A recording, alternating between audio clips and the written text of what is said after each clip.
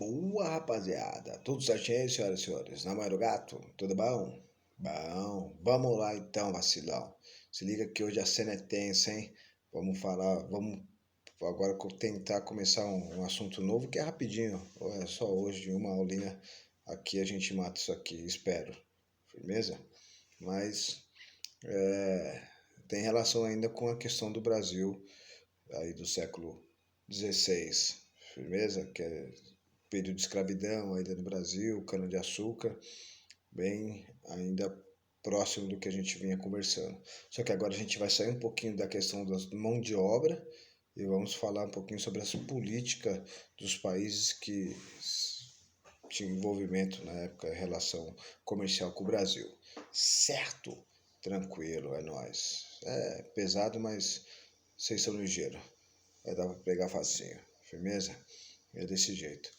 E para isso, então a gente vai precisar ter 15 minutinhos aí de atenção. Enquanto isso, faz um favor para mim. Não esquece de colocar no comentário aí seu nome, seu sobrenome e a sua turma. Firmeza? É nóis. Então, vamos lá que hoje não vou perder tempo não. Pau no gato. Senhoras e senhores, então se liga. A gente estava falando aqui sobre o período do Brasil colonial, certo? O período em que o Brasil vai utilizar como principal mão de obra os escravos, principalmente vindo da África, firmeza? Mas a gente não pode esquecer que tinha trabalhador livre aqui, mas em uma quantidade muito pequena. A maioria do trabalhador era escravo. E aí os caras vinham da África, eram tratados como mercadoria, negociados, tá? E isso tem uma influência enorme na nossa cultura hoje. A gente já falou bastante sobre isso. Então, a gente já falou também que essa coisa de que os próprios africanos escravizavam africanos é um desconhecimento, coisas que vocês não vão falar porque vocês entenderam que não havia africanos. As tribos eram rivais e essas tribos foram incentivadas a escravizarem umas às outras para suprir um comércio criado pelos europeus. Beleza? Já havia escravidão na África, sim, mas não na quantidade nem da forma como os europeus vão tratar esses escravos, que era uma questão bastante preconceituosa, né? Questão de cultura, pela cor de pele. Mas vamos lá. Beleza, o pau tava comendo solto, escravo vindo pra caramba pra América, pro Brasil principalmente. Perdão. Mas aí vem a questão do... E aí? E aí, como estava a economia brasileira, como estava a questão de Portugal, é o que a gente vai trabalhar hoje, beleza? A gente vai começar a trabalhar o nosso capítulo 11, da página 204 do seu livro didático aí. Firmeza? É nós que tá, bora lá, se liga. Então, Portugal vinha governando beleza, Brasil, ganhando dinheiro, cobrando impostos da produção de cana-de-açúcar. Mas vamos lembrar que para produzir cana-de-açúcar aqui, Portugal se aproxima bastante de uma região chamada Países Baixos, principalmente de um país dessa região aí, chamado Holanda, certo? A Holanda. Os bancos holandeses vão emprestar dinheiro para que os senhores de engenho portugueses viessem produzir açúcar aqui no território brasileiro. Claro que eles vão emprestar dinheiro a um custo. Além disso, eu já falei isso, a gente já conversou aqui, mas vamos lembrar. Além disso, os bancos holandeses, para emprestar dinheiro para que os portugueses produzissem açúcar aqui, vão exigir, além dos juros, que a produção do açúcar brasileiro fosse vendida para eles, e aí os holandeses iam comprar o açúcar dos portugueses, que era produzido aqui no Brasil, aí os holandeses iam pegar esse açúcar, iam pagar, não é de graça, os holandeses compravam açúcar produzido aqui no Brasil, levavam para a Europa para revender, beleza? Refinavam e revendiam. Então olha que interessante, os portugueses, né, com a mão de obra escrava, plantavam a cana, produziam todo o açúcar e vendiam para os holandeses. E aí os holandeses iam para a Europa, refinavam e distribuíam na Europa, beleza? Então havia uma parceria aí. Tudo bem, vinha tudo bem lindo, os holandeses ganhando dinheiro pra caramba, nossa, ganhando demais, estava patrão. Os portugueses também, o governo português também cobrando impostos, mas tudo muda, nada perdura, tio. A vida é assim, uma hora acaba. Em 1578, aconteceu uma tragédia para o governo português. O governo português era chefiado por um rei chamado Dom Sebastião. Um rei novão, um rei malucão, novo, foi rei muito novo, com 18 anos, e ele gostava de guerra, ele gostava de dar paulada, dar voadora, morder a nuca, o cara era loucão. Só que ele era um rei diferente, ele gostava de guerra, mas ele não gostava só de olhar ou de pensar, ele gostava de ir pro choque, ele entrava na batalha, ele dava voadora, peraguela, Hadouken, Kamehameha, o maluco era doidão. E numa batalha ali na região onde hoje é o Marrocos, no ano de 1578, esse rei português, chamado Dom Sebastião, desapareceu, velho. Sumiu, cara. O mano, ninguém viu. Ninguém sabe pra onde ele foi. Ninguém achou roupa, ninguém achou arma, ninguém achou corpo. O cara simplesmente sumiu. Se ele foi comprar cigarro e nunca mais voltou. Ou se ele perdeu o último ônibus de volta. Ninguém sabe, irmão.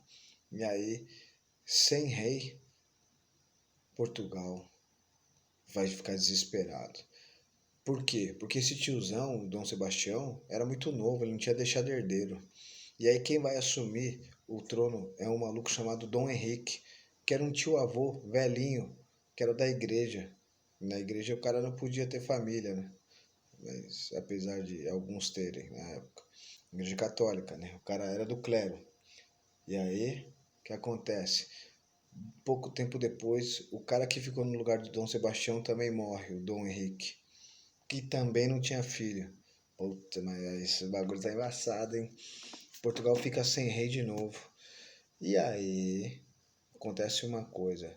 Vão procurar o parente mais próximo do Dom Sebastião, que foi o primeiro rei que morreu. E aí algumas pessoas falam, eu sou parente, eu sou parente, eu sou parente. E aí tem um mano, um cara chamado Filipe II, que já era rei de um país vizinho a Portugal, rei da Espanha. Esse Filipe II fala, eu sou primo do Dom Sebastião, eu tenho direito a ser rei aí de Portugal também. E aí, o Filipe II, claro, mexendo os pauzinhos, né? Organizando as coisas, ameaçando até de forma para usar força, né? Ameaçando até invadir Portugal. E aí, mexendo o pauzinho com a nobreza portuguesa, ele consegue juntar o trono. Ele vai governar Espanha e Portugal, beleza? Essa união entre Portugal e Espanha, com um rei só, ela vai durar 60 anos, vai durar de 1580 até 1640. E esse momento em que Portugal e Espanha são governados por um rei só, então Portugal e Espanha vão ser governados por um rei só, é chamado de União Ibérica, beleza? Porque a região ali onde está Portugal e Espanha é a Ibéria. É a União Ibérica, então é o período em que Portugal e Espanha estão sendo governados pelo mesmo rei. Até aí sem novidades, tá de boa, tranquilo, deu para entender, eu acredito eu. Dá um gole aqui na manguaça.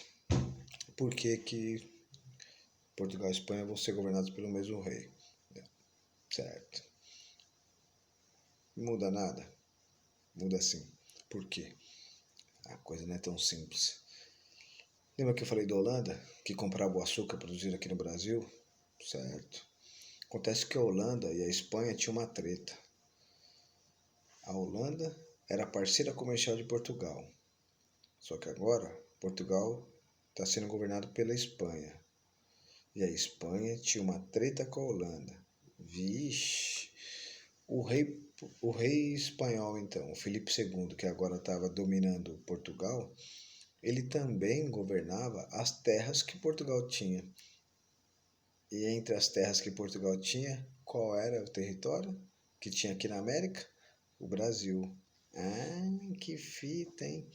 E aí, o Filipe II, então, ele resolve tentar prejudicar a Holanda. Como que ele vai fazer isso? Falar, olha, agora os holandeses que compravam açúcar do Brasil, como eu sou dono dos territórios brasileiros também, acabou isso. E aí o rei espanhol, que também agora estava governando Portugal, proíbe a Holanda de comprar o açúcar produzido no Brasil. Beleza? Os holandeses compravam antes porque eram grandes parceiros de Portugal. Os holandeses vão ficar mordidos. Falar, não posso mais comprar o açúcar do Brasil. Só que os holandeses ganhavam muito dinheiro comprando açúcar e revendendo na Europa. E aí qual que vai ser a cena?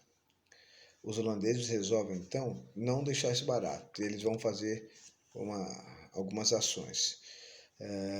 Primeiro, eles, mais ou menos, no ano de 1620, 1621, eles resolvem criar uma empresa, a Companhia das Índias Ocidentais.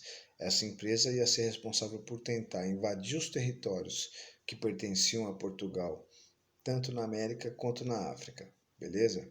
Ela ia cuidar dos negócios na América e da Ásia para a Holanda. Essa Companhia das Índias Ocidentais, ela vai tentar conseguir escravos na África e também conseguir açúcar aqui na América, beleza? E eles então iam tentar controlar esses mercados. Escravos na África, eles conseguem invadir alguns portos lá e vão conseguir fazer parceria com alguns africanos. Aqui no Brasil a cena é um pouquinho mais tensa. Eles vão tentar, a Companhia das Índias Ocidentais, criada pelos holandeses, vai tentar invadir o território brasileiro em dois momentos. Primeiro vai tentar invadir na Bahia, certo? E o segundo vai tentar invadir em Pernambuco, tá bom?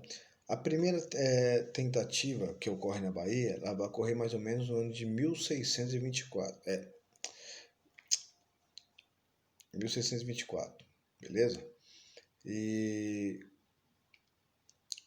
eles vão até conseguir invadir. Eles invadem o território, beleza? Chegam lá, tomam. Só que, apesar de eles terem conseguido tomar, os próprios portugueses que viviam aqui no Brasil, ou os luso-brasileiros, eles vão tentar expulsar os holandeses. Vão conseguir até resistir bem e vão mandar, junto com a ajuda da Espanha, a Espanha vai também mandar tropas para cá, expulsar os holandeses. Os holandeses vão embora, tá ótimo, beleza. Mas eles voltam. Eles voltam e agora eles não vão voltar mais na Bahia, beleza? Eles vão voltar agora em Pernambuco. E aí, meu chapa, aí a coisa fica um pouquinho diferente.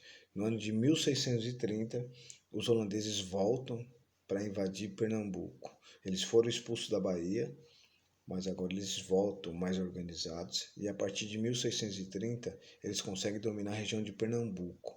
Dominam, o pau come solto, tem uma guerra cabulosa, a gente morre pra caramba, holandeses, portugueses. Os holandeses vão ser muito violentos, beleza? Mas eles conseguem invadir. E aí, quando eles conseguem invadir, dominar a região de Pernambuco, agora eles têm uma preocupação: começar a produzir açúcar, pedir para os senhores de engenho produzirem açúcar, porque eles precisam do açúcar para conseguir ganhar dinheiro revendendo na Europa, beleza? Aí você pergunta, e por que eles não produziam o próprio açúcar? Porque eles não sabiam produzir cabeça, eles só sabiam refinar o açúcar e revender na Europa. A parte de plantar cana, produzir o açúcar, quem sabia fazer isso eram os senhores de engenho aqui que viviam no Brasil, certo? E aí, para conseguir, os holandeses agora que tinham dominado Pernambuco, para conseguir isso, vai mandar para cá um maluco chamado Maurício de Nassau. E aí o Maurício de Nassau vai ser um cara extremamente importante para a história brasileira, porque ele vai ser um holandês que vai ser, ele vai ser um holandês que vai controlar a região do Brasil dominado pelos holandeses. Essa região de Pernambuco, que não fica só em Pernambuco, né? Os holandeses conquistam outros territórios também, mas isso você vai ver depois.